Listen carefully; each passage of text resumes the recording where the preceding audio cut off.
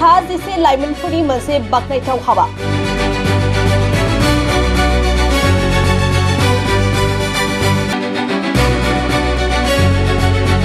गोनांथिनि सायाव बिथा खालामना राननानै होदों गोजां बोथोरनि गुदुं सि एबा कम्बल।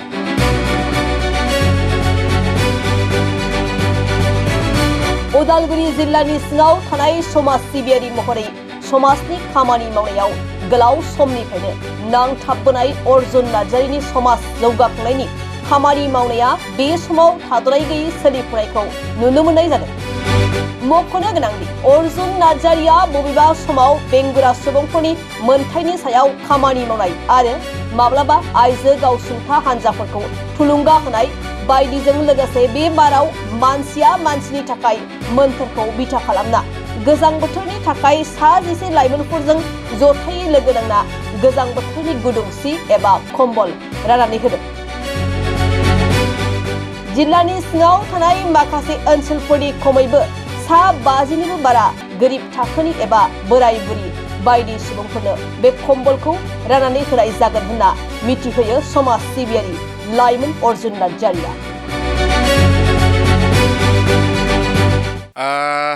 गिबियाव दिनैनि नैबे दिना दिनै 10 तारिख जों बिराद मोजां मोनसे थांखिनाय हाबाफारि जों मोनसे मावफुंनो हानानै जों बिराद गोजोननाय मोनदों। जोंनि उदालगुरि जिल्लानिफ्राय जोङो 10 जनसो सेंग्राया 10 जनल' नङा 11 जनसो सेंग्राया जोङो नैबे गोजां बोथोरनि बे बोथोरखौ जोङो थांखिनानै जों एसे फैसा खांनानै कमियाव जों 50 जनसो बारा नङा दे 50 जनसो जोङो मानसिफोरनो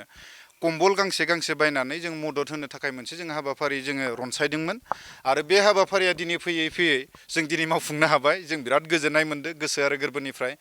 दा बे लेखायैनो जोङो नैबे पानेरि आरो कुसुबिल ओनसोलनि नैबे मोनसे भुकुलिकान्दा होननाय गामि मोनसेयाव जोङो 6 जनसोनो जोङो जायफोरा बिराद जोंनि क्राइटेरिया ओरैबायदि जाहैबाय जायफोरा अबस्थाया बिराद गाज्रि अबस्थाया गाज्रिनि गेजेरावबो बिराद गाज्रि से हमनानै ला सोरबा सासे माने एबान्डन जायखौ जों गारनानै दोनजानाय से हमनानै लाथ'बाय आं सोरबा लेंग्रा लेंग्रि सोरबाबा बिधुबा हमनानै लाबाय आरो ओमफ्राय इक'नमिकेलि कन्डिशना बिराद गाज्रिथार आरो ससिय' इक'नमिक कन्डिशना आरो दा बे बुस्थुखौ क्राइटेरियाखौ जोङो नायनानै जों सायख'नानै कमियाव 50 जननोल' जों होनो हागोन। दा बेखौ नायोब्लाथ' हमनानै ला मोनसे गामियाव मेरला बेबायदि माने गोरिब गुन्द्रा थायो माने जायफोरा जेनेब्ला गुदुं गांसे गस्ला बायनो हायै कम्बल गांसे बायनो हायै बे मेरला दङ खिन्थु जोंनि थांखिया आरो बेबो नंजोबालाय जोंथ' बयनोबो होजोबनो हाया। जायफोरा एकदमसे फिसाला फिसाजो दङमोन दा बिसोरो फिसाजो फिसालाफोरजों थाला हमनानै ला बिमाया थाला बा बिफाया थाला हमनानै ला जेनेबा फिसाजो फिसाला दङमोन सोरबायाबा जेनेबा गोजानाव थांबाय बा सोरबायाबा गोमालांबाय हारसिं जानानै दङ जों बेबायदि माने माखासे बेफोरबायदि 50 जनसो जोङो मानसिखौ जों थांखिनानै जोंनि उदालगुरि जिल्लानि माखासे जायगायाव स्पेसियेलि दा जोङो खालिंदुवारनि समस्तिनि सिङाव जों नैबे खामानिखौ जोङो दिनै मावफुंनो हाबाय। बेयाव जोङो कमियाव जोङो खालिंदुवार हिसाबै जोङो टारगेट खालायदो कमियाव जों बेयाव 40 जनसो जों होनो हायो नामा ओमफ्राय बिनि उनाव जों रौतायाव एसे जों होगोन रौतायावबो जोङो गाबोन समफोरनि गेजेराव जों रौतायाव होगोन आरो दा जोंनि गुबै थांखिया बेल' जे जोङो जोङो बयबो मानसि माहारि हिसाबै सासे मानसिया गुबुन सासे मानसिखौ नांगौ समाव मदद होलायनायानो गुबै मोनसे आंनि खावलायनाय आरो बेनो जोंनि मोन्थोर। नोंथाङाबो थाखा फैसा आरजिनो हाबाय माने इसोरनि अननायाव गोग्गो देहा लाबाय गोग्गो मोनसे नों खामानि मावनो हादो थाखा फैसा नों आरजिदो इसोरनि नामाव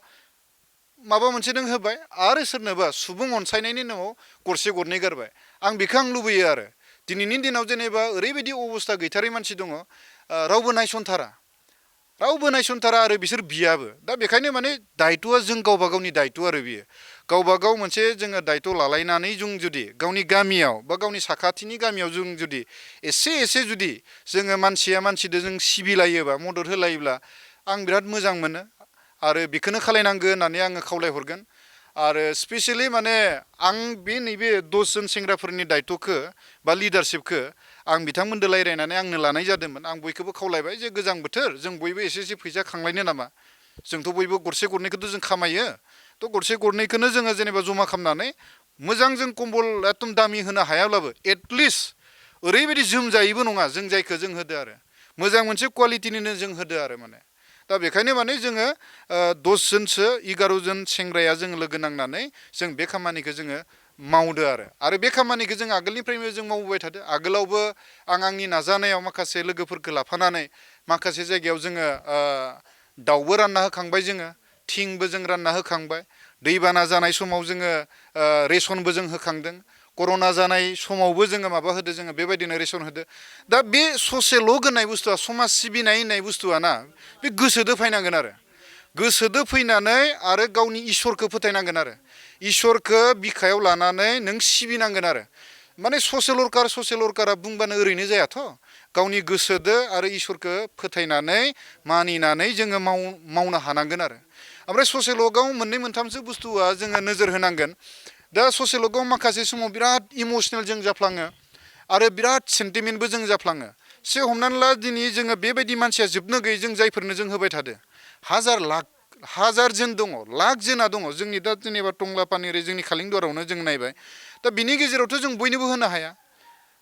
हाया। दा जोङो बिनिखायनो माखासे समाव सोरबा मोनैफोरा हयथ' दुखु मोनगोन,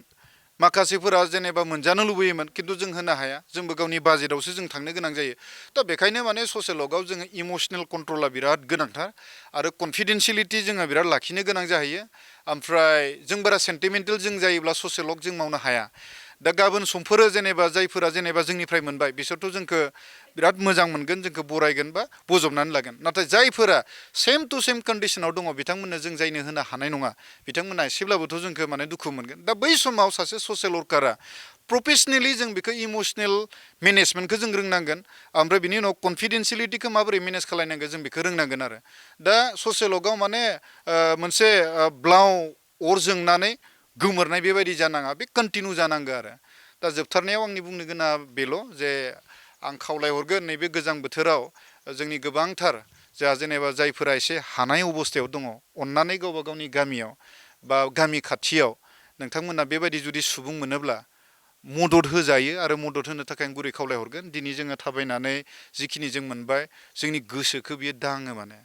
बे माने हार्टखौ टाच खालायो जे बिथांमोननो मदद नांगौ आरो बिथांमोननो नों बायदि मानसिया जुदि मदद होआब्ला सोरथो आरो मदद होनो, बिसोरथ' बिनाबो लाया। आंनि मेसेजआ बेल', जों जायफोरा जेनेबा एसे मोजां अबस्थायाव दङ, थाखायै फैसायै देहा मोदोमै, एसे जोङो समाज सिबिनायखौ जों एसे माने आंनिबा कन्टिनिउ खालायनांगौ आरो बेखौ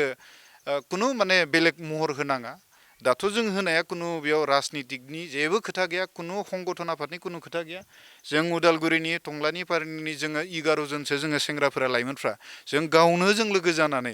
जों गावनो जों फैसा खांनानै एसे जोङो थुब्रायनानै जोङो बायनानै जों होदो। आंनि मेसेजआ बेल' जों फै, जों बयबो मानसिखौनो जों सिबिनांगौ आरो मदद होलायनांगौ आंनि खावलायनाया बेनो आरो आंनि प्रेयारा बेनो जे जों मदद होलायनांगौ। थेंक इउ स' माच।